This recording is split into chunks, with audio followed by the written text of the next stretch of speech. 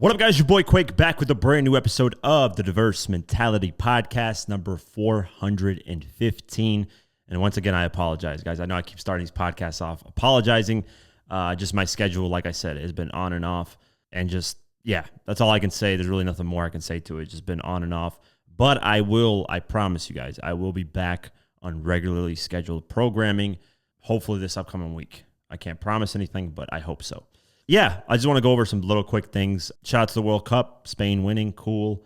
I thought that was dope. I'm a Messi fan versus Ronaldo fan, but I'm not a huge soccer watcher in general, but just based off statistics, awards, all this other stuff, I think Messi's the better player, but he did do a stinker in the final. I mean, it is what it is. Spain controlled the ball like 90% of the time, but yeah, that was an interesting final. So shout out to Spain for winning that. What else? LeBron James going to the 76ers. Insane. I don't know. I was kind of expecting, because he's in like the tail end of his career, and that's what we've been saying about LeBron for the past like 10 years. But I think right now he's literally in the tail end of his career, and I'm surprised that he didn't choose Cleveland to go back to end off his career. But hey, he still wants to go for championships, so that's going to be interesting. The most thing I'm happy about is I don't have to stay up really late to watch these games anymore, because when he was in the West Coast with Los Angeles Lakers, the games here in the East Coast would start at like 10:30 at night, and then maybe they would end at 12 or 1 at night. It was so frustrating, like being up that late to try to watch games. So I missed like probably 60% of his games when he was with LA, because I just didn't want to always stay up that late watching a basketball game, or I would fall asleep midway because I'm just like, I don't want to be up this late watching basketball.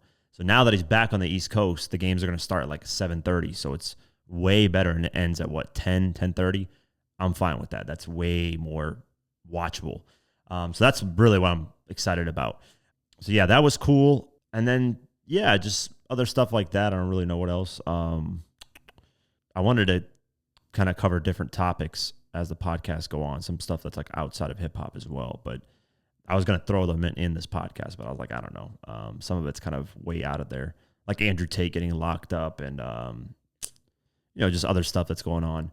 But what I do want to talk about, and this is going to be the first thing we're going to talk about, is the VERZUZ. YG versus The Game. I watched it from beginning to end. I normally don't watch VERZUZ unless it's like something really, really interesting, like Gucci Mane versus Jeezy. I watch that. For the most part, I'm not watching much of VERZUZ. I think it has its interesting moments and its parts, but overall, I'm not sitting there and like excited for the next VERZUZ that's popping up. 9 times out of 10, I could care less about it. This YG and Game one, I felt to a certain extent was disrespectful to Game, because Game's got a bigger hits, better catalog than YG does by a long shot. And I'm not even saying this because Game was signed to G-Unit at one point and he has songs with 50 and Eminem. And no, I'm just saying in general, Game, even when we take the documentary out, Doctor's Advocate, LAX, the Red Album are way better than anything YG has made, in my eyes, without even counting the documentary. Doctor's Advocate just washes everything YG has made, like by a long shot. But on the VERZUZ, what was interesting is Game started out by drinking a whole bottle of Don Julio, and that affected the show in a positive and negative way. The positive was that Game was just kind of all over the place, dancing and dry humping a random girl that was there and just ranting on about random things. And when Game gets like that, it can kind of be entertaining at certain points. What ruined it was that Game wasn't really focused on the VERZUZ. Versus YG, he was. He was like, all right, I'm going to do these shows. I'm going to set it up properly. And that's the thing about a VERZUZ is like, sometimes it's not just about catalog. It's about stage presence and how you sway the crowd and what kind of energy you're putting out there when you're doing your songs. And YG was just putting out better energy and better vibes and just more focused on beating the Game in the VERZUZ. Versus Game was just like, hey, let's have fun. Let's have a great time. And that's it. He didn't really care. Like, hey, I'm going to dominate this VERZUZ. And I wasn't looking for like Game versus YG ever in my life. Like, I wasn't thinking, oh, Game does a VERZUZ, he's going to go against YG. To me, that never crossed my mind. I think Game would have been better to go against like Jeezy or who, like somewhere around there where they have hits and they've dominated a certain amount of time, but they're not like A tier. Like Game is a B tier when it comes to like star power, hits, and stuff like that. He's not like the A tier of like a Kanye, Eminem, those type of people who have like dominated and, who are still dominating and who have major hits back to back and billions of streams. I'd put Jay-Z, Nas, Eminem, Kanye, Drake, 50, Lil Wayne, like those type of artists in the A tier. B tier is like Game, Fabulous. Actually, no. Game, Jeezy, Gucci Mane, T.I. Yeah, like those type of artists. So I think Game going against like a T.I. or going against a Jeezy or going against somebody else from the West Coast that's in a B tier, which I can't think off the top of my head. I guess YG fits that kind of. YG is a B tier, and he's in the West Coast. So I guess that kind of makes sense, honestly. I just kind of wanted the eras to be the same, if that makes sense. Because YG was kind of, his music is catering more to the newer audience. And his music is going to be, unless you were born like I was born in 1995, you're not really going to know Game's catalog that well versus YG. Because people in the audience, honestly, some of them look like they were born in 2005 when Game dropped his first album. And I don't know, are they really tuned into that person's catalog? Stuff like that. So Game's music, you can tell, came from a whole different era versus YG's. Came from this new West Coast sound with this new West Coast production. And yeah, I guess VERZUZ has like this tier of people that vote. I don't know. But it shows like clearly YG winning the VERZUZ. They have the first song BPT YG puts, and then Game puts Dope Boy, which by the way, Game's starting out with Dope Boys in the building with Travis Barker, I think his name is. Travis Barker. Could be wrong. With that guy like on the drums, like that shit was dope. And Dope Boys is a dope ass record. That should have beat YG, BBT, no problem. Big and Back being Bull, it's okay. One Blood Game should have won that. That's like, come on, bro. One Blood is way better than that. Big and Back, whatever, being Bull. Like that's a good song, but it's not One Blood level. Fuck It Up with My Flag / The Homies. I guess I could give it to Fuck It Up with YG. And then My Hitters with West Side Story. They gave it to West Side Story. I agree. Twist My Fingers and Where I'm From. I would have gave it to YG, Twist My Fingers. Toot It and Boot It and Thought. I would have gave it to YG, Toot It and Boot It. Who Do You Love? And Put You on the Game. I would have gave it to YG, Who You Love. Fuck Donald Trump and Red Nation. That's a good one. I'll probably give it to YG. You Broke, YG, Nipsey Hussle. And then Same Hoes, The Game, Nipsey Hussle. So they both put Nipsey Hussle records. That's a good... I'll probably give it to Game on that one. Last time that I checked, and Nipsey Hussle, they roll up. I would have gave it to last time that I checked. I Just Want to Party, YG would Start From Scratch. I would have gave it to Game, Start From Scratch. Dreams and Gangbang, I would have gave it to Game. So majority of this, I would have gave it mainly to Game. Like 100, the game with Drake versus Left Right, I would have gave it to Game. My Life, Game and Lil Wayne versus I'm Good, YG, I would have gave it to Game. Wouldn't Get Far, I would have gave it to Game. Higher, I would have gave it to Game. How We Do, I would have gave it to Game. Hit or Love, I would do. Like, there's a lot more records. Like, if we're just going off the music, purely off the music and not the actual performance in the verses, Game, to me, damn near washes YG. It's like out of 20, Game is like 16, and YG is like... Actually, out of 20, I'd give it like 14 to Game and 6 to YG.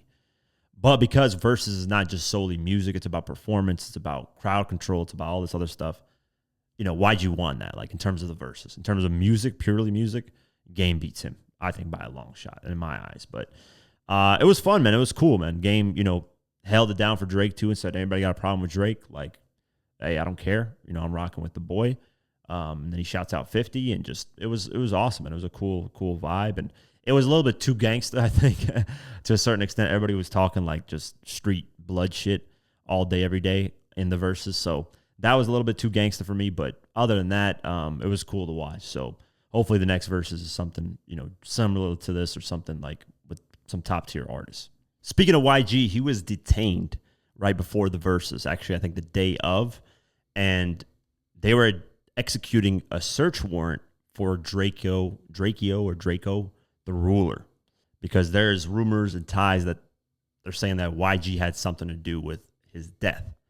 So let's go over this.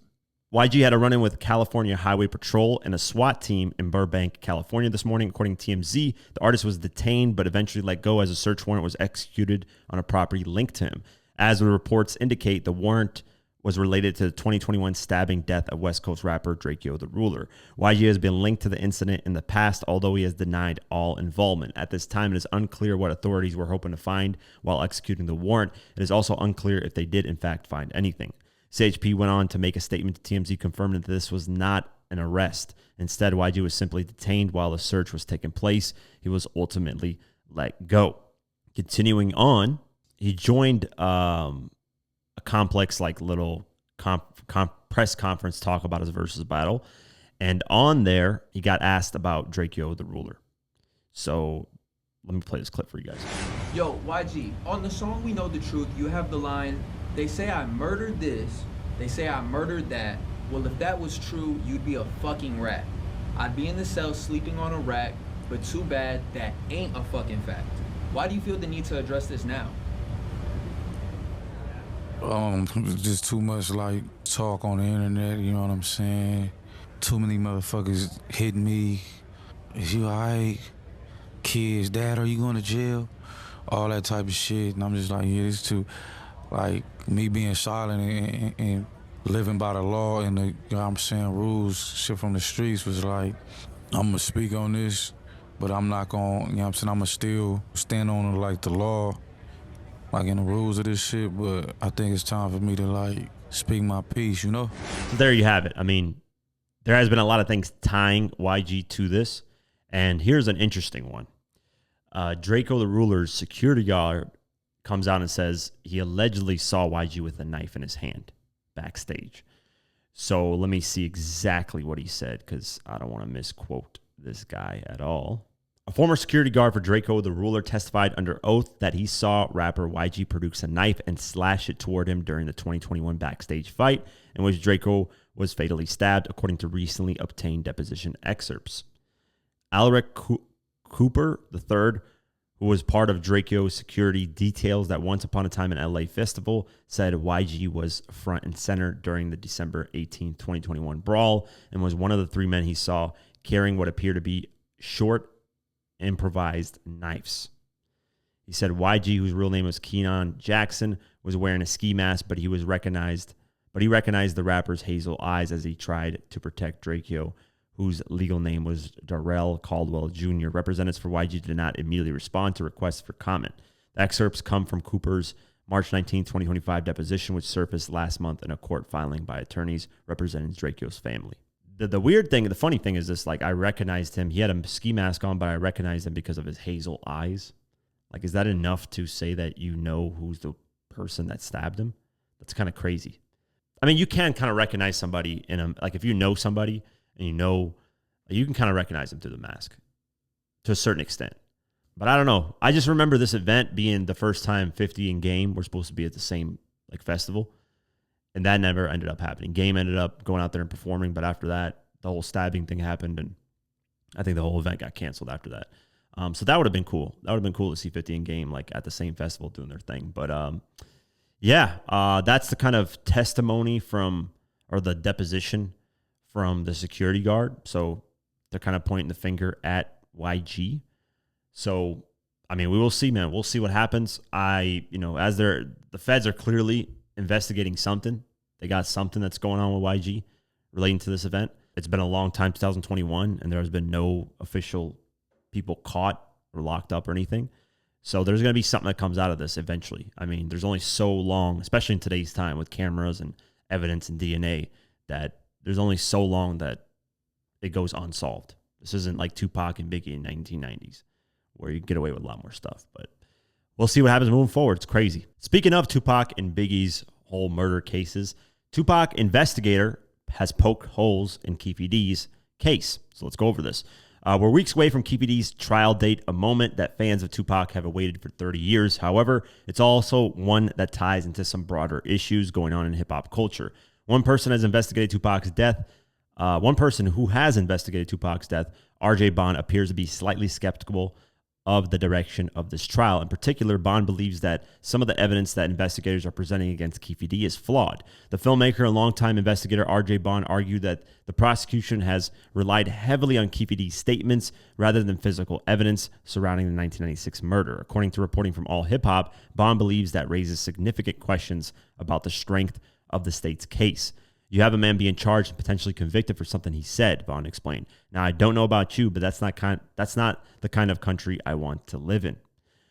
That's a key issue here. There's no physical evidence that directly ties Keefe D to the murder, such as weapons or forensics. Bond also scrutinized Keefe D's previous accounts of the night, including claims that he armed himself before heading to Club 662, the nightclub associated with Death Row Records. He questioned whether That version of events is believable, noting the heavy police presence, armed security surrounding the venue.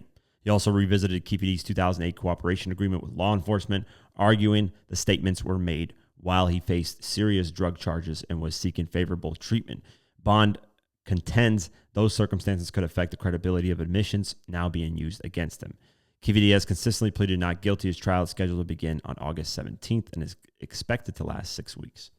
So, yeah, we are starting August 17th. That's crazy. Finally, this thing is starting. But, hey, he's got some valid points, man. With no hard DNA evidence, it's going to be really hard to pin anything on Keefe D fully. I think a lot of people want to see it somehow tied to Diddy. That's what people really want to see, because if that happens, that'll be bombshell, that'll be explosive, and Diddy's never going to get out of prison at that point. But, yeah, we'll see what happens moving forward. Pooh Shiesty's bond has been rejected by the judge in the Gucci Mane case. So let's go over this. An offer to spend up to $700,000 on private security wasn't enough to convince a federal judge to release Pooh Shiesty as he awaits trial in the criminal case involving Gucci Mane. During a detention hearing in Dallas on Tuesday, attorneys for the Memphis rapper proposed placing Pooh Shiesty under 24-hour supervision by a private security firm if he were granted bond. Texas Public Radio reports that a representative for the Houston-based company testified that the level of monitoring would be comparable to the protection provided to an attorney general, which is crazy. Senior U.S. District Judge David Godby denied the request, marking the second time Williams has been refused pretrial release. The judge concluded there was no condition or combination of conditions that would reasonably protect the public, describing Williams as a dangerous person. Williams has pleaded not guilty to federal charges accusing him of kidnapping and attempting to extort Gucci Mane, born Roderick Davis, during a January meeting at a Dallas recording studio. Prosecutors allege Williams forced the rapper to release him from his recording contract with the new 1017 records while armed with a Draco-style firearm. They also cited video they say captured part of the encounter. Yeah, so the trial is scheduled to begin February 2027, which is about, 8 months? 9 months from now, whatever. And, yeah, we'll see what happens. But the judge ain't letting him slide, and rightfully so, man. This guy's had millions of chances to do right in life. Had an amazing setup when he got out. FDO started to become a hit record, and he fucks it all off by doing more dumb street shit. So this is the result of that, man. And the judge shouldn't let him out. He needs to sit in there and actually think about what he's been doing. But, yeah, we'll see what happens moving forward. Chris Brown has pleaded guilty to fighting a man at a London nightclub. So let's go over this article. Chris Brown took a break from his R&B tour alongside Usher to face accountability for allegedly attacking a man at a London nightclub. According to the BBC, he pleaded guilty to affray, fighting in public to people's terror or threatening violence against someone to threaten their safety, in a court hearing Friday, July 24th. Brown was arrested in May of 2025 over this February 2023 incident, which involved rapper and co-defendant Amalulu Hoodie Baby and Kulu, an alleged victim and music producer, Abi Dua. The two men allegedly attacked Dua at the London club and used a tequila bottle to assault him. The court reportedly dropped more serious charges of assault, suspicion of grievous bodily harm, and possession of an offensive weapon against the singer. Chris Brown and Amalulu on February 19, 2023, used or threatened unlawful violence towards another, and their conduct taken together was such as would cause a person of reasonable firmness present at the scene to fear for his personal safety, the affray charge reportedly states. Both co-defendants reportedly secured a bail release after the guilty pleas and will come back to the United Kingdom on October 26 to learn their sentence, as long as they arrive in the country the previous day. The affray charge reportedly carries a maximum of 2 to 3 years in prison. Daya had filed a lawsuit against Breezy over this incident, but he dropped it last year. It's reportedly not clear if they reached a settlement outside of court. This guilty plea might complicate Chris Brown's ongoing tour with Usher, although it seems like it will run according to plan, depending on what his and Ankulu's sentence is, though this could change quickly. They would still have a few more shows to do in November and December following the sentencing hearing. Brown himself doesn't seem to have publicly addressed this matter at press time. We'll see if that changes soon, whether on social media or on a massive stage. In any case, this long-running legal saga between him and Abi Dua is finally coming to a legal close. Crazy, man. I didn't even know about this case. But yeah, Chris Brown's been in a lot of weird situations and just bad situations. And, it's unfortunate that he drags himself in these things because Chris Brown, like I said, Chris Brown doesn't get the proper I guess, love and credit like a Michael Jackson does because of all the antics around him. All the stuff that he's got going on. Ever since the Rihanna incident, he's been looked at totally different. I mean, he got chastised for that, like to the up-tenth. And he should have, but to a certain extent, even Rihanna admitted that she was the cause of that. She was the aggressor too, and she admitted that they were both in the wrong on that, which is big of Rihanna to do. But ever since that moment, all hell broke loose, and people have like viewed this guy as like the worst of the worst, and rightfully so to a certain extent. Some of the stuff he's been doing is crazy, but some of the stuff it's been done to him. So nobody's perfect, but I just think by now Chris Brown should be out of these situations, man. He's old enough to not be dealing with this anymore, but we'll see what happens moving forward. Diddy was allegedly placed in solitary confinement. So let's go over this. Diddy might get a modification to his jail sentence due to an alleged fight he got into this week at FCI Fort Dixon, New Jersey. According to TMZ, authorities placed him in solitary confinement after the fight, since Sean Combs' sentence is particularly contingent on good behavior. This alleged incident could get him in more trouble. Per multiple alleged sources who reportedly spoke to the outlet, an inmate dissed him, leading Combs to retaliate. They allegedly got in a brawl in which the bad boy mogul held his own before prison staff broke it up. It's reportedly unclear if he's still in solitary confinement at press time. Representative for the prison reportedly issued the following statement to TMZ. We are not at liberty to disclose or provide internal information pertaining to any inmate in our custody. Such information would not be available for the public domain.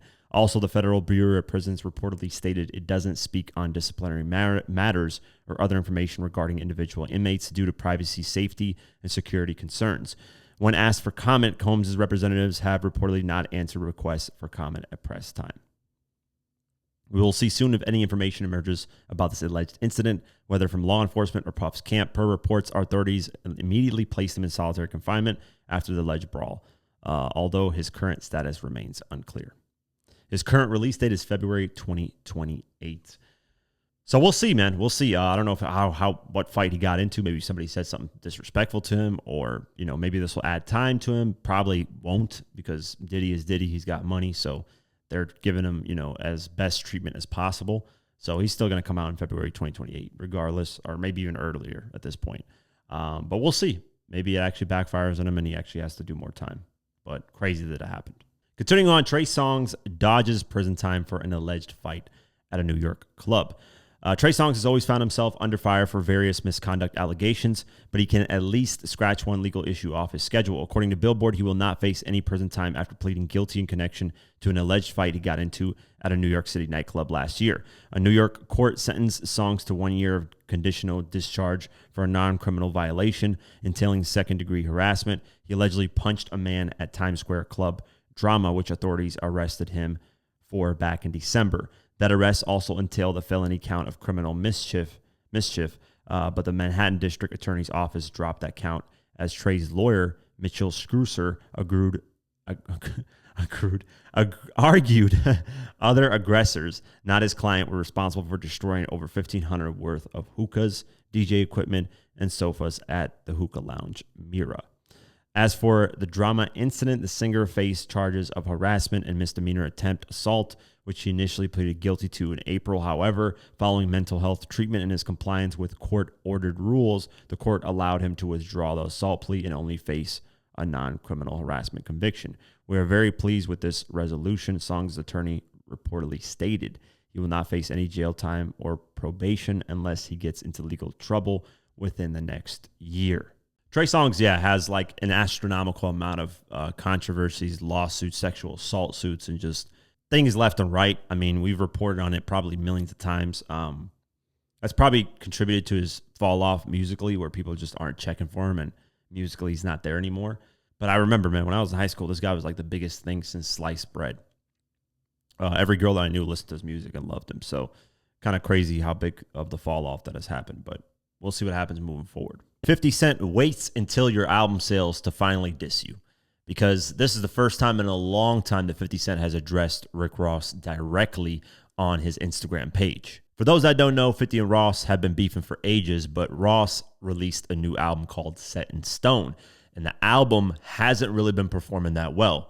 From his 20th anniversary tour to his book, now to his album, none of those things are performing well at all. And 50 decided to wait to diss him until the first week's sales came out. So let's go over the 50 Cent posts on Instagram. He first started out by posting his famous meme that's from the ABC interview when he dropped his Diddy documentary where he's smiling. He's got like a grin on his face, basically laughing. He posted that, and in the caption he said, "I just saw your record sales, LOL 2000 WTF." Then he continued it on, and he posted another, and this is a video of a guy explaining Rick Ross's album and how it's performed. And in the caption he said, "Yo, guy had 20 features on it and it didn't help. All right, now pack it up. It's over, officer. Get your bum juice and your wings and get the F out of here, LOL." He continued that, and then he has a photo of him doing the DoorDash commercial where he's eating popcorn. And he said in the caption, "So when your tickets don't sell and your album don't sell, what do? Promote car shows and sell chicken wings, LOL." So he's obviously talking about Rick Ross's car shows. He's talking about his Wingstop stuff that he has.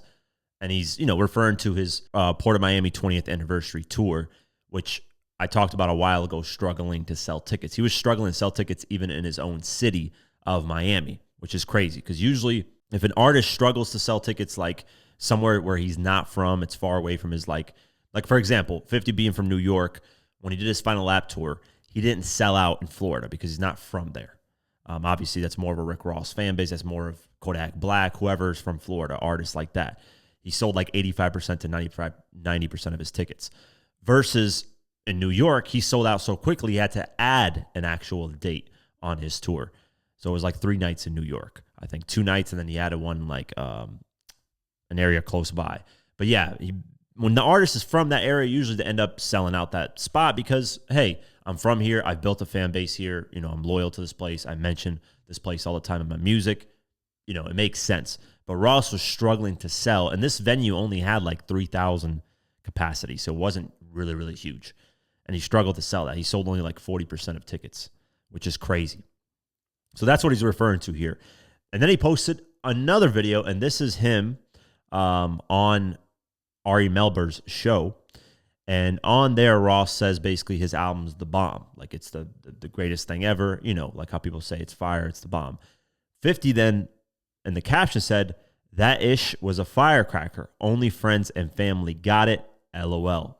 Check out my channel." And that was the final post from 50. Obviously, he's having a field day with this album not performing well. However, I want to make things clear. 50 said the album sold 2,000 copies. The numbers that are coming in are that he's going to sell anywhere from 20 to 26,000 copies the first week. So I don't know where 50 is getting the 2,000 copies. Maybe he's getting the physical CDs.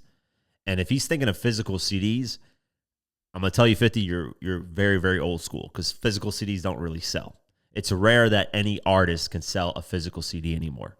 They'll have to sell vinyls usually is what the route that goes. Like Taylor Swift sells vinyls. Adele, there's like artists, like pop artists, they'll sell vinyls, but physical CDs don't really sell that much. It's rare to get an artist that sells physical CDs. And I don't think they count album bundles with merch anymore because they used to do that as a way to try to boost sales. But hey, if you buy a hoodie, you get the album as well, and that counts as the album sale. I think they stopped that. I'm not 100% sure. But if he's referring to physical CD sales, who cares? Physical CD sales, CDs just don't sell anymore. So that doesn't really matter to me. But continuing on, after all those posts, Ross decided to respond, and he didn't respond directly. He went on his Instagram stories like he does, and I'm going to play an onslaught of videos of him. And he basically just says throughout these videos that, hey, forget the sales. Just check out the music. Is it good or is it not? Who cares if it sells or if it doesn't sell? Just check out the music. So check out these videos. Speaking to the true hip-hop lovers, never get caught up in the propaganda and the fake bot numbers. Go to the product. Test the dope. How amazing is the music. Ricky Rose, Set in Stone, the album of the year. It's out now. Everybody that's posting, downloading, streaming. Oh man, it's a beautiful thing. That nigga say bots. Niggas say niggas commenting on a classic album with no posts. Who cares? I don't give a fuck. As long as they spending money. Rose putting the dope music out. That's who fight my battles with the bots and all of that shit. Fuck all that. Y'all do that. Rick Ross has officially responded directly to 50. And in this Instagram post, he goes at 50's Film and Television G Unit Studios that he's building out in Shreveport. Check it out. I got a DM say, Rose, how you feel about what 50 said? I said, what did 50 say? Excuse me, before you mention what 50 said, let me ask, how's it going over there in Shreveport? How's it going in Shreveport? You borrowed all them people money. Did you return their money back? And because Shreveport ain't give you the loans you was looking for, because they smart. LA don't need a film studio. Hollywood don't need it. Why would you need a film studio? You were stealing the people money. Get them people back their money, Curtis. Now, back to the album of the year. Set in Stone. Did y'all hear that? Do it one time for the 305. That video finna be so motherfucking big. I spoke to Nick Quested. Nick Quested, great speaking to you. Great ideas. But I'm shooting videos to everything on the album. Luke Belair toast to everybody who got the album. If you don't, it's not too late. Don't let the smoke screens fool you. 50, of course, caught wind of this and responded with a video of a guy once again talking about how bad his ticket sales were for his tour. And in the caption, 50 said, "The boat sank, album went wood. LOL. Nobody checking for that BS." Then he posted the video of Ross on Instagram where he was going in on him. And he said, "LOL, he got away with it for a while, but it's over now. Jig is up. 20 features under 10,000 sales. Damn, boy, it's over." And there you have it. Ross is trying, I already mentioned this, of him trying to get ahead of his album flopping by saying his label already paid him money for it, so he doesn't care how it sells. I knew he was going to get ahead of that and be like, okay, let me tell them that I already made money off this. I could care less how it performs. Now, I'm going to tell you how I feel about this whole thing, right? I've said this before. I don't care what an artist that's past his prime sells anymore. I could care less, because these guys like Ross came out in 2006, right? He's been in the game for literally 20 years. At this point, most artists during their 20-year stretch don't sell anymore. If they do, it's like a fraction of what they used to sell. And that's for every artist. That's been true for Eminem. Eminem went from selling 1 million, 1.3 million, 1.76 on the Marshall Mathers LP. Eminem Show 1.3, then went down to like 700,000. Then, it fluctuated around like 700. Like his average sales was anywhere from 800 to 600,000. Actually, you could say 800 to 900,000, somewhere around there, like a little bit higher than that. But yeah, you get my point. Now, when he dropped The Death of Slim Shady, he did about 280,000. Now, that's not a flop by any means. 280,000 copies first week is spectacular. That's amazing in today's climate. That's like you're basically selling 1 million copies, especially for an artist that's been out since 1999, right? But he's not selling what he used to sell. That doesn't mean that, the music's bad. That doesn't mean that he fell off. It's just artists just aren't selling what they used to sell, period. So especially an artist that's past their prime, like in their prime, what did they do? And William Roberts, aka Rick Ross, never really sold albums anyways. His best was like 200,000 first week. And this is in 2010 with, I think, Teflon Don. I think they did that numbers. So he's never really sold crazy first week. He's never really, had a huge impact music when he dropped like music and it's just like everybody's buying, everybody's going crazy. He was never that type of artist. But with this, the way I look at it is I could care less about the album sales. And Ross is right. I hate to admit this and say this, but just check out the music. If we're looking at album sales, we look at the newer artists if you want to and say, hey, this artist is in his prime. What is he selling? Okay, I can understand looking at that. But these guys who are past their prime, like T.I., who did 30,000 first week, which is, I think, great numbers for an artist that's been out since 2004. Actually, technically 2001 with his I'm Serious album, but in terms of mainstream, 2003 with Trap Music, I think it was, or Urban Legend, one of those two. So these artists have been around for a long time. The only reason why Rick Ross deserves to be clowned for this is because he was disrespecting Drake and saying that Drake's music ain't impact and nobody cares when Iceman has gone platinum already. It's at 1.2 million already. And it was at number one for like 4 weeks. It actually forced Ross to push his album 1 month, because if he would have released his album the first week and Drake was still number one, like in his 5th week, that would have looked terrible for him. So the reason why Ross deserves to be clowned is because he talks a lot of shit and then he doesn't back it up with sales or anything. He's never backed it up, by the way. I don't get where this notion comes that when 50 and Ross were beefing, Ross was this dominant artist and was killing it. Yeah, he had a couple hit records here and there during that time, but he wasn't doing insane numbers. Like, he never matched 50 sales. He never was the top dominant artist that year.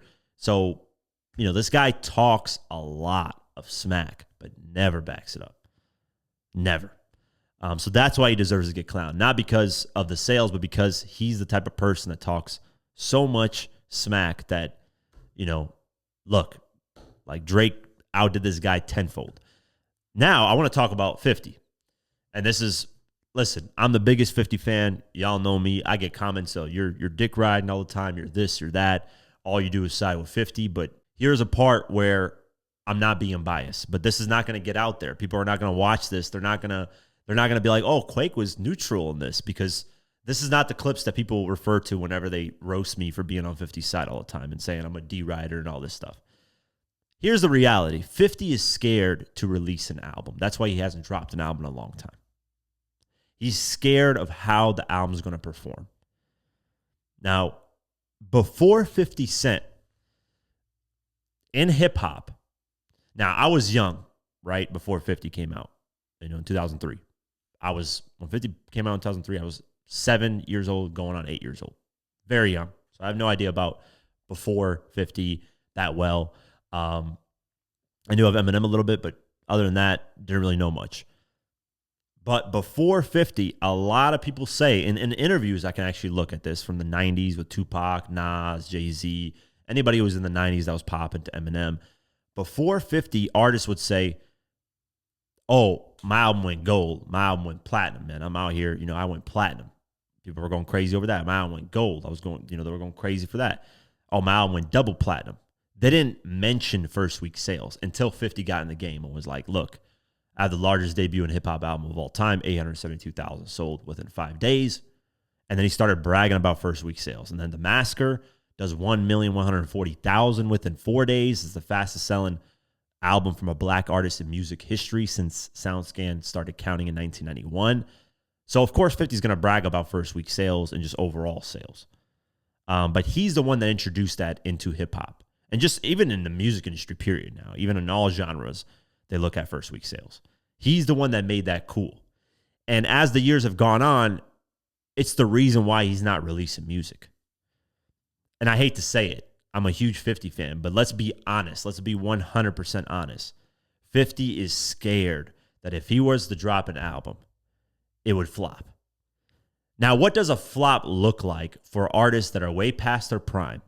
For an artist that hasn't released music in a long time? What is a flop? I think for 50, if he were to do anything under 30,000 copies the first week, is a complete flop. I think if he did anywhere from 50 to 70,000 copies, that's good. And then if he did anything above 70,000 copies to even 100, 120,000, which I don't think he would ever do, that's very, very, very good. Like, he did amazing. He succeeded. Now, Ross took 3 months to promote his album. So give 50 the same amount of time. T.I., it took him about 6 months, 7 months to promote his album. Actually, 6 months, because he dropped his first single in January, and then he dropped the album end of June. So he took 6 months to promote his album, which I think was too long. I think that's why it kind of affected his first week sales, and just overall, I think he dragged out trying to push that single, the first single, Let Him Know, way too long. But give 50 3 months to promote an album. If 50 is solely focused on music and drops 2 singles within that 3 month period, let's just say right now, mid-July, he's getting ready to drop an album, he drops the first single. You go to August, September, mid-October to end of October, he drops the album. I think if he does proper promo, actually focuses on it, does interviews, pushes the singles, I think 50 can do at least minimum 50,000 copies first week. Because think about it. If T.I. can do 30,000, if Ross can do, let's say, 20,000, 50's always been the bigger artist out of those two. There's no shadow of a doubt. You can look at numbers. I don't even want to talk. If you're the moron that believes Rick Ross or T.I. is a bigger artist than 50, then there's nothing I could say to you. You're just a moron. I mean, there's numbers prove otherwise, from sales, from streams to everything. From number ones, 50's bigger than, you could even argue them two combined, 50's bigger than, but that's a whole different conversation. So 50 should be able to do at least 50,000 copies. At least. And that to me would be good. That wouldn't be a huge success, and that wouldn't be a flop. That would be good. But I don't think 50's even, I think 50's scared that he won't even do those numbers. And that's why he's not giving us new music. So it's easy to clown other artists when you're the one that's not putting out any new music. But, I mean, hey, 50 is touring off of his old music. He did $103 million off his last tour, off of old music. The guy hasn't released an album in 12 years since Animal Ambition, which was in 2014 of June. That did 46,000 copies first week. But remember, back then, it was only physical CDs. Streams weren't added, so he did 46,000 in physical CDs at a time when the music industry was like struggling bad. I'm talking about like the only artists that were selling was Drake, Eminem, Adele, Taylor Swift. That's it. Like, I'm dead serious. Like, the sales for most artists were trash. And plus, with that Animal Ambition album, 50 released a song every week off the album. So the album was already available to you in full by the time the album actually came out. So that kind of impacted it. Plus, he was independent. No major label. He just signed with Capitol to distribute the album with the CD. That's it. So it's a little bit different factors in there. But I think now in today's time with streaming, if 50 dropped an album, he would do at least 50,000 to 60,000 copies first week. And to me, that would be a success. In today's climate, that would be, not success. Let me reword that, because I think a success would be 70 to 80 to, and above. But that would be good. That would be good. I wouldn't be like, that's a flop. I would be like, that's good. But yeah, that's my take on it. And I know people were like, oh, you probably expected me to clown William Roberts, a.k.a. Officer Ricky. He deserves to be clowned because of the shit he said to Drake. Because, hey, man, you're talking all this shit. Your album's barely fucking selling. It's scrapping by. And Iceman's out here doing fucking numbers every fucking week like it's nothing. So that's my take on it. Let me know what you guys think. I think 50, he can clown. He can do whatever he wants to do. No problem with that, as he should, because Ross constantly gets at him. But I don't think he should ever pay attention to this guy or really give Ross any type of attention, because the guy just doesn't deserve it. He's nowhere near 50's level. And, William Roberts, he's William Roberts. This guy's, the biggest fraud that we've seen this far. But that's my take on it. Let me know what you guys think. 50 did an interview to promote the Fight Land TV show that's coming out in Stars. And while doing this promo run, he appeared on, I think, Today, which is like a Good Morning America show. And to the interviewer's credit, two females asked, are you coming up with a new album or new music?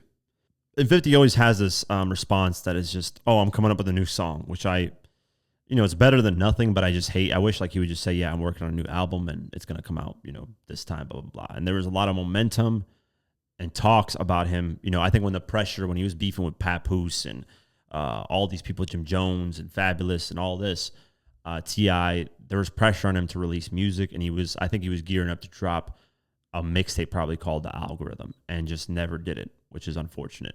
I've heard a lot of stuff behind the scenes that I can't speak on 100%, but I've heard a lot of stuff where he was gearing up to drop music and do this and this.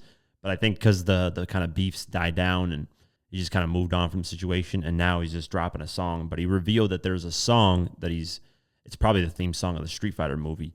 It's going to be with him, Eminem, and Tupac, which is huge. That's a big collab record. I'm excited for it. Anything new 50 music wise, I'm excited for, but I want an album, at least a mixtape. If he's scared for album sales and doesn't want to drop an album because he's worried it's going to flop, at least a mixtape would be nice. But we'll see what happens. I'm excited nonetheless. Let's get into it. New music. Moneybagg Yo dropped I See Why, which is actually a pretty dope track. Real Boston Richie dropped SOS the EP. Tyler dropped a pop album, I think, or a star album.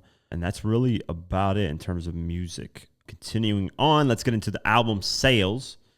And Gracie Abrams debuted at number 1 with Daughter from Hell with 123,000 sold the first week. Olivia Rodrigo, number 2 with You Seem Pretty Sad for a Girl So in Love, 84,000. Morgan Wallen, number 3, I'm the Problem with 74,000. Number 4, Ella Langley Dandelion with 70,000. Number 5, Noah Khan, The Great Divide with 61,000. Number 6, Drake Iceman with 55,000. Number 7, Future The Real Me with 45,000. Number 8, BTS Air Rain with 39,000. Number 9, Michael Jackson Thriller with 38,000. And number 10, Morgan Wallen One Thing at a Time at 38,000. Number 13, Michael Jackson Number Ones at 33,000. Going down the list, Don Toliver Octane at number 21 with 26,000. Let's see what else. Drake Take Care at number 29 with 21,000.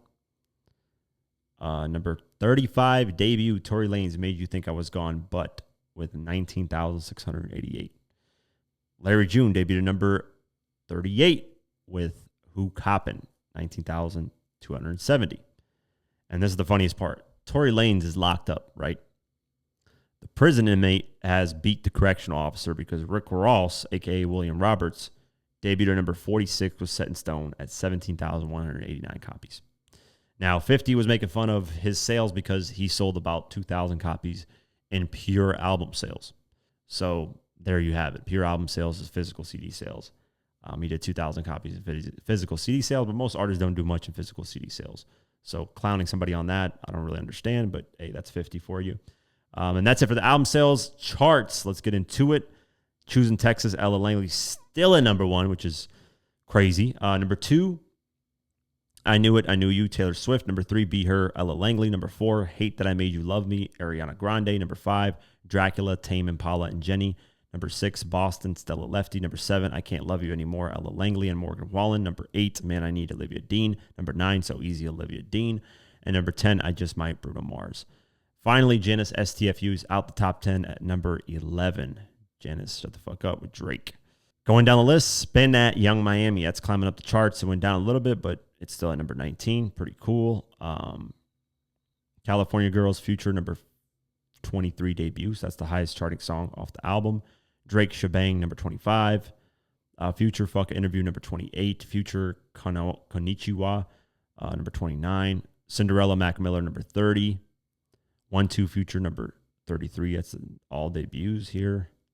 Future, Tank Top Pluto at number 37. And then Future, Snow and Skyami at 38 debut. Radio, Future is a re-entry at number 46. Wait Up, Future, number 48 debut. Michael Jackson, Chicago, number 49. The Baby Pop That Thing, number 50. Future, Trenchcoat, number 52 debut. Future, No Misery, number 54 debut. Drake, Too Hard for the Radio, number 55. Build a Bitch, Future, number 58. Drake, Ran to Atlanta, number 61. Phoenix, Flex and Rubbers, number 63. Money Over Everything, Future, number 64. Boss Man D-Lo, Motion Party, number 68. That's a dope-ass record. Off the Hinge, Future, number 76. Whisper My Name, Drake, number 82. Future, 2018, number 83. So yeah, Future's got most of the tracks off his album that charted. National Treasures, Drake, number 88. Future, If I Could, number 93. Future, Kick, number 97. Future, Eye to Eye, number 98. So yeah, he's got, I think, most of the album, or potentially all the album on there. That's pretty dope. And that's it for today's episode of the Diverse Mentality Podcast. As always, I appreciate you guys for always supporting Spotify, Deezer, Pocket Cast, YouTube, all that. Have an amazing night, day, whenever you listen to this, and peace.